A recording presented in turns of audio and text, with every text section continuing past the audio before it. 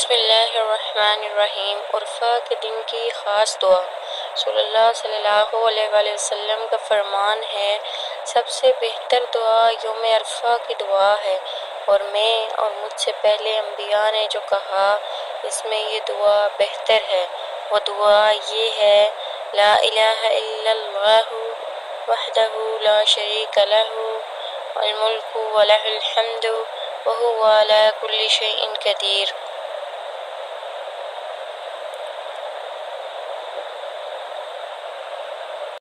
عشرہ ذی الحجہ اور کرنے کے کام، یعنی ذی الحجہ کے عشرہ میں کیا کام کریں؟ ایک، فرض نماز وقت پر ادا کریں۔ دوسرا، صدقہ کریں۔ نفلی روزے خصوصاً یوم عرفہ کا روزہ رکھنا۔ تحلیل لا الہ الا اللہ پڑھنا۔ تسبیح سبحان اللہ کہنا۔ تمہید الحمدللہ پڑھنا اور تکبیر اللہ اکبر پڑھنا۔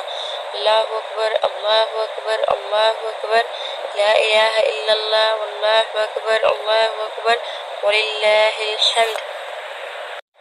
نبی کریم صلی اللہ علیہ وآلہ وسلم نے فرمایا کہ کوئی دن اللہ کے ہاں ان 10 دنوں سے عظمت والا نہیں، اور نہ ہی کسی دن کا عمل اللہ کو ان 10 دنوں کے عمل سے زیادہ محبوب ہے۔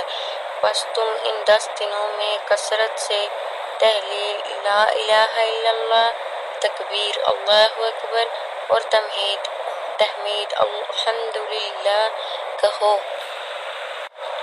9 ذی الحجہ کے روزے کی فضیلت۔ نبی کریم صلی اللہ علیہ وآلہ وسلم نے فرمایا کہ 9 ذی الحجہ کے دن کے روزے کے بارے میں مجھے اللہ تعالیٰ کی ذات سے یہ امید ہے کہ وہ پچھلے 1 سال اور آنے والے 1 سال کے گناہوں کے لیے کفارہ بن جائے گا۔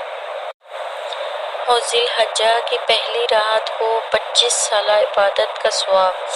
رسول اللہ صلی اللہ علیہ وسلم نے فرمایا کہ جس شخص نے ذی الحجہ کی پہلی تاریخ کی رات یعنی چاند رات کو 4 رکعت نفل نماز پڑھے اور ہر رکعت میں سورہ فاتحہ کے بعد سورہ اخلاص 25 مرتبہ پڑھی، اللہ تعالیٰ اس کے اعمال نامے میں 25 برس کی عبادت کا ثواب درج فرما دے گا، اور وہ مرنے سے پہلے بہشت میں اپنا مقام دیکھ لے گا۔ سبحان اللہ۔ ذی الحجہ کے مقبول دن اور راتیں۔ ہر رات کا قیام شب قدر کے برابر ہے۔ حضرت ابو ہریرہ رضی اللہ عنہ فرماتے ہیں کہ رسول صلی اللہ علیہ وسلم نے ارشاد فرمایا کہ دنوں میں سے کسی دن میں بھی بندے کا عبادت کرنا اللہ تعالیٰ کو اتنا محبوب نہیں جتنا کہ عشرہ ذی الحجہ میں محبوب ہے۔ عشرہ کے ہر دن کا روزہ سال بھر کے روزوں کے برابر ہے، اور اس کی رات کا قیام شب قدر کی رات کے قیام کے برابر ہے۔ اور ذی الحجہ کے 10 دنوں میں نیکی کرنے کی کیا فضیلت ہے؟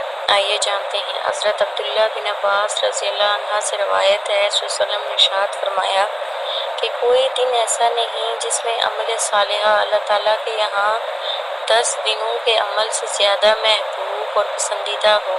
صحابہ اکرام رضوان اللہ اجمعین نے عرض کیا کہ یا رسول اللہ، کیا جہاد بھی ان کے برابر نہیں؟ آپ نے فرمایا ہاں، مگر وہ شخص جو جان و مال لے کر جہاد کے لیے نکلے اور پھر ان میں کوئی بھی واپس نہ آئے، یعنی جان و مال قربان کر دے۔